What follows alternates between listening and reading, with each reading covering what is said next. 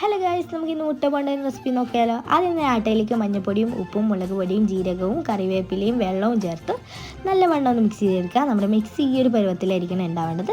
ഇനി നമ്മളൊരു പാൻ വെച്ച് അതിലേക്ക് എണ്ണ ഒഴിച്ച് മുളകും ഇഞ്ചിയും അരിഞ്ഞു വെച്ച് സവാളയും ചേർത്ത് നല്ലവണ്ണം ഒന്ന് മിക്സ് ചെയ്തെടുക്കണം. ഇനി നമുക്ക് ഈ സവാള ഒന്ന് അടച്ച് വെച്ച് കുക്ക് ചെയ്തെടുക്കാം. നമ്മൾ കുക്കായി വന്ന സവാളയിലേക്ക് നമുക്ക് ഉപ്പും മഞ്ഞൾപ്പൊടിയും മുളക് പൊടിയും മീറ്റ് മസാലയും ചേർത്ത് നല്ലവണ്ണം ഒന്ന് മിക്സ് ചെയ്തെടുക്കണം.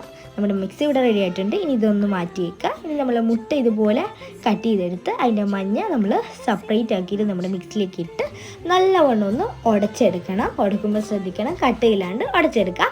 അപ്പോൾ നമ്മുടെ മിക്സി ഇവിടെ റെഡി ആയിട്ടുണ്ട്. ഇനി ഓരോന്നായിട്ട് റൗണ്ട് ചെയ്ത് നമ്മുടെ മുട്ടയുടെ വെള്ളയിലേക്ക് നല്ലവണ്ണം ഒന്ന് ഫില്ല് ചെയ്ത് കൊടുക്കുക. ഇനി നമ്മൾ നമ്മുടെ ഫില്ല് ചെയ്ത മുട്ടകളൊക്കെ ഒന്ന് ബാറ്ററിൽ മുക്കിയിട്ട് ഒന്ന് ഫ്രൈ ചെയ്തെടുക്കണം. മീഡിയം ടു ഹൈ ലെവലിലിട്ടായിരിക്കണം. അപ്പോൾ ഇത്രയേ ഉള്ളൂ റെസിപ്പി. ട്രൈ ചെയ്യാൻ മറക്കരുത്.